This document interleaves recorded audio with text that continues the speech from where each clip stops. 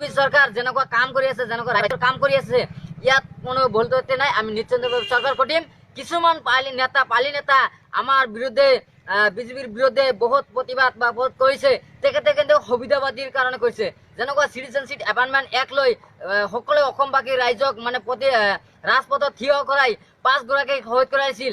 সৰ্বানন্দ সোণোৱাল হেমন্ত বা আমাৰ কেন্দ্ৰীয় চৰকাৰে তেখেতে কৈছিল যে এই প্ৰতিবাদ কাৰ প্ৰতিবাদ আপোনাৰ অসমৰ কাৰণে কৰিছে, অপমান কৰি আছে। এনেকুৱা বহুত কোৱা হৈছিল যে আমাৰ বিদেশী অসমত এজন বিদেশী মানুহ আমি কেতিয়া বোজা নলওঁ, আমি বিদেশী মানুহ সোমাবলৈ নিদিওঁ আৰু অসমত আমি যিমান বিদেশী আছে আমাৰ অসমত কোনো বিদেশী নাই বুলি তেখেতে কৈছিল। আপোনালোকে কিয় আন্দোলন কৰিছিল?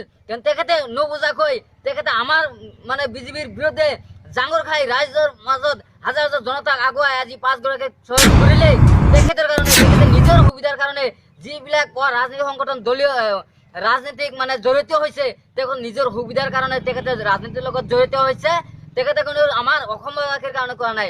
আমাৰ অসমবাসীৰ কাৰণে যিমান উন্নয়ন কৰিব লাগে, যিমান কাম কৰিব লাগে এইটো আমাৰ অসম চৰকাৰে কিন্তু কৰি আছে ইতিমধ্যে। গতিকে আমাৰ চৰকাৰ আগন্তুক দিনত 100+ এইটো আমি নিশ্চয় পাম। ইয়াত আমাৰ কোনো কোশ্চিন নাই যে আমি কি হ'ব নহ'ব। 100ৰ ওপৰতে আমি পাবলৈ এটা আশা আছো। 100 নিশ্চয় কেতিয়াও নাহিব। গতিকে আমি চৰকাৰ গঠন কৰিম।